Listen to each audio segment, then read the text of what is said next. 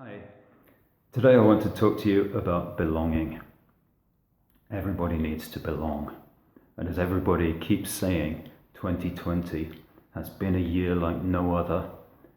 And if I asked you to describe your year in one word, I wonder what you'd say. I'd get a lot of very different answers, but one word that a lot of people would say, the word of the year for many people would be lonely. The old song by Eric Clapton popped into my head that says, "I am yours, however distant you may be."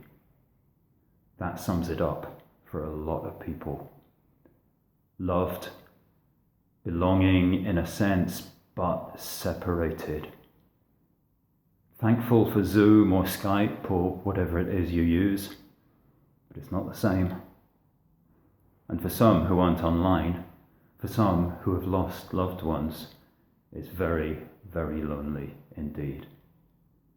Loneliness is all too common in our world, not just this year, but every year, especially in the Western world.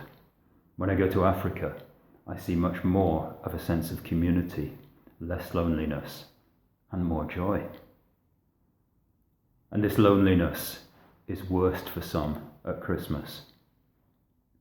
But the message of Christmas is that we are not alone.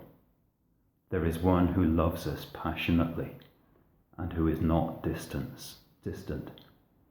The message of Christmas is that God has come to us. God has come to find us, lost and lonely people, to live with us and to be one of us. The Bible sums it up with words like these. They will call him Emmanuel, which means God with us. The Word, that is Jesus, God's message to us, the Word became flesh and made his dwelling among us. Or putting it another way, the Word became flesh and blood and moved into the neighborhood. And from the prophecy that I've quoted before, to us a child is born. To us, a son is given. We are not alone. Christianity is not a religion of trying to find a distant God, trying to please a God who sets impossible rules, and we aren't even sure what they are. A God who can't possibly know or care what our lives are like, what struggles we go through. Being a Christian is believing a God who has come to find us. It's believing a God who tells us he loves us.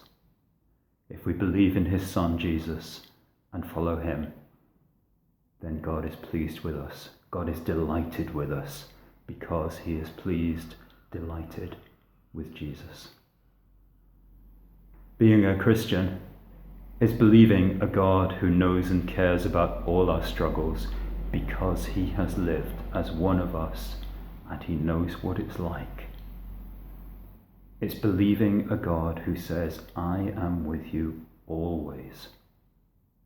It's believing a God who says, "Look, there's a better future." It's getting a taste of that better future, a future with no loneliness, right now.